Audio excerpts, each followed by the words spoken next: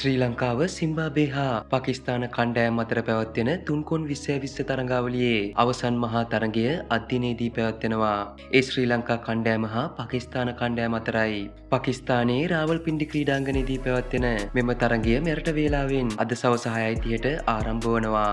තරඟාවලියේ මුල් තරඟ දෙක පරාජයට පත් වුණත් ඉන්පසු පැවති තරඟ දෙකම ජයග්‍රහණය කර ගනිමින් ශ්‍රී ලංකා කණ්ඩායම අවසන් තරඟයට පිවිසීම සුවිශේෂී කරුණක්. ඉතින් අද ක්‍රීඩා කරන ශ්‍රී ලංකා කණ්ඩායම ගැන බොහෝ දෙනා මේ වන විට අවධානයෙන් පසුවනවා. ඉතින් අද අවසන් තරඟයට ක්‍රීඩා කරන ශ්‍රී ලංකා කණ්ඩායමේ එක් වෙනස්කමක් සිදුවිය හැකි බවයි තොරතුරු වාර්තා වන්නේ. ඒ පෙර තරඟයේදී පන්දු යැවීමේදී දැඩි ප්‍රහාරයකට ලක් වූ එෂාන් මාලිංග වෙනුවට නුවන් තුෂාර අද තරඟයට කැඳවීමේ වැඩි ඉඩක් පවතින බවයි තොරතුරු වාර්තා වන්නේ. ඉතින් මේ අනුව අද තරඟයට ක්‍රීඩා කරන අවසන් ශ්‍රී ලංකා ක්‍රීඩකයන් 11 දෙනා වීමට වැඩි ඉඩක් තිබෙන්නේ පැතුම් නිස්සංක, කමිල් මිෂාර, කුසල් මෙන්ඩිස්, කුසල් පෙරේරා, ජනිත් ලියනගේ, දශුන් ශානක, පවන් රත්නායක, වනිදු හසරංග, මහේෂ් තීක්ෂණ, දුෂ්මන්ත චමීර, නුවන් තුෂාර යන ශ්‍රී ලංකා ක්‍රීඩකයන් 11 දෙනා අද පාකිස්තානයට එරෙහි අවසන් තරඟයට බොහෝ දුරට ක්‍රීඩා කරනු ඇති.